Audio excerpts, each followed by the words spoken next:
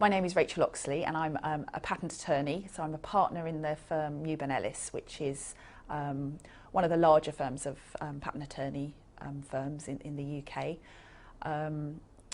So I joined Newburn Ellis in 1998 and I became qualified in 2002 and have been a partner since 2006.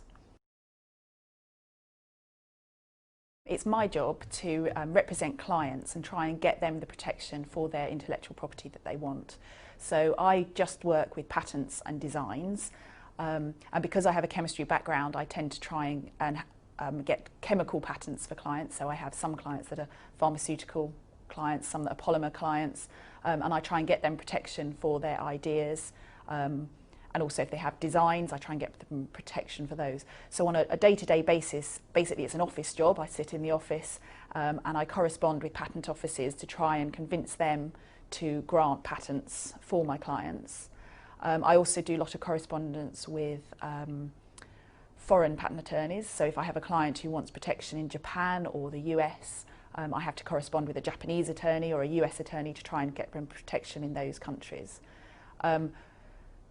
A more interesting but less frequent part of my job is actually defending clients' rights. So where they have got a patent granted, somebody might oppose it, and I might then have to go to the patent office in Munich and try and defend their patent to keep it in force if somebody else has objected that it shouldn't have been granted.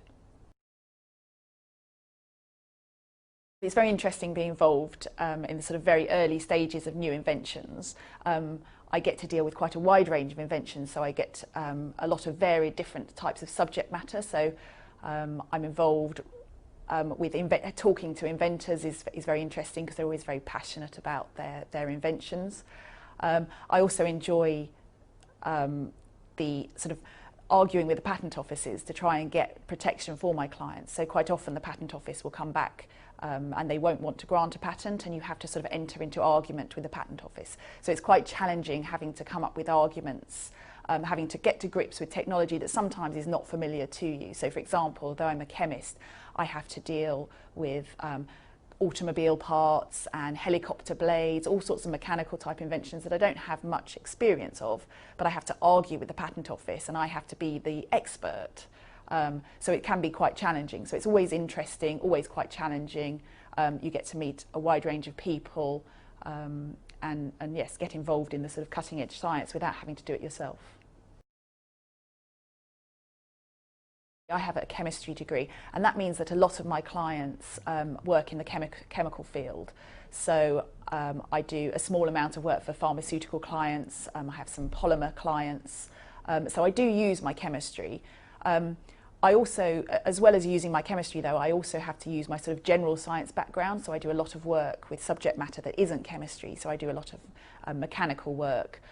So I have to use the general science knowledge that I sort of gained, even in my A-levels, sort of every day in my job. I did a PhD in polymer chemistry, which obviously involved a lot of work in the lab, and I decided that I didn't really enjoy it. It wasn't something I was particularly good at, and so I needed an alternative. At the time, somebody from the patent office came to talk to us, and I thought it sounded very interesting. So I looked into it and decided that it was a career I wanted to follow. To be a patent attorney, you have to have a science degree. So you have to have a science degree. About 50% of people entering the profession probably now have a PhD as well. So it can be in any science. So you have to have a science background.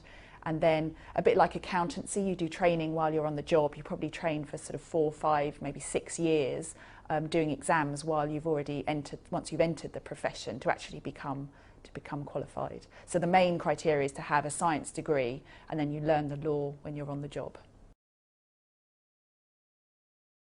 There are lots of websites that you can look at. I mean, perhaps one place to go just to find out about intellectual property itself, and perhaps not the career, is the UK Patent Office website. And that'll give you information about the types of intellectual property that's out there. So it will just give you a background to the actual subject to see if you're interested in it. Then there is the Chartered Institute of Patent Attorneys, so we're a regulated profession, so we have the Chartered Institute and they will have information. And then there is a publication which I believe still exists called Inside Careers, and they specifically do a book which I assume is online now as well, that relates just to the career of a patent attorney, that gives lots of information. It gives sort of reports by people who have just entered the profession, people who are partners, about what their job involves on a day-to-day basis, so that people can read those and see whether it's for them. We also have information, both background information about the subject of intellectual property, and sort of details on recruitment issues on our website, which is www.mewburn.com.